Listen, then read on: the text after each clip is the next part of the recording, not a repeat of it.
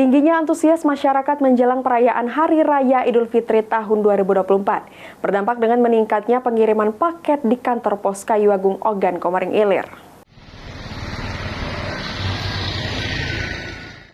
Tingginya antusias masyarakat menjelang perayaan Hari Raya Idul Fitri tahun 2024 berdampak pada meningkatnya pengiriman barang di kantor pos Kayu Agung Kabupaten Ogan Komering Ilir. Pengiriman paket meningkat hingga 30% sejak pertengahan Ramadan hingga H-7 Lebaran ini. Branch Manager Kantor Pos Kayu Agung Prayanri Prima Putri menjelaskan, peningkatan sudah terjadi sejak minggu kedua Ramadan. Pengiriman paling banyak berupa makanan berupa kue dan sejumlah pakaian atau baju lebaran keluarga. Transaksi omset dari ongkir pengiriman barang dikatakannya meningkat sekitar 30% atau mencapai Rp1 juta lebih per harinya. Beberapa kota-kota itu yang estimasinya agak jauh itu tetap kita wanti-wanti karena kan ada lonjakan pengiriman juga pada saat lebaran kan.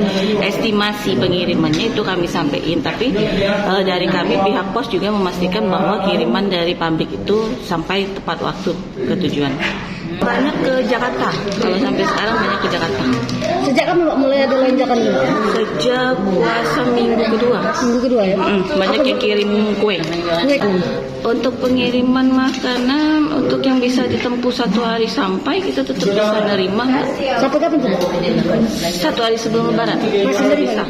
Meningkatnya pengiriman paket tersebut sempat menyebabkan pengantaran menumpuk, namun pihak kantor pos memastikan estimasi pengiriman akan tepat waktu.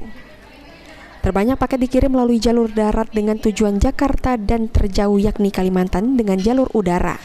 Untuk kantor pos Kayu Agung Ogan Komering Ilir akan melayani dengan batas waktu sampai H-1 Lebaran dan tidak akan lagi melayani pengiriman barang berupa sembako atau sejenisnya. Novan Wijaya, PAL TV.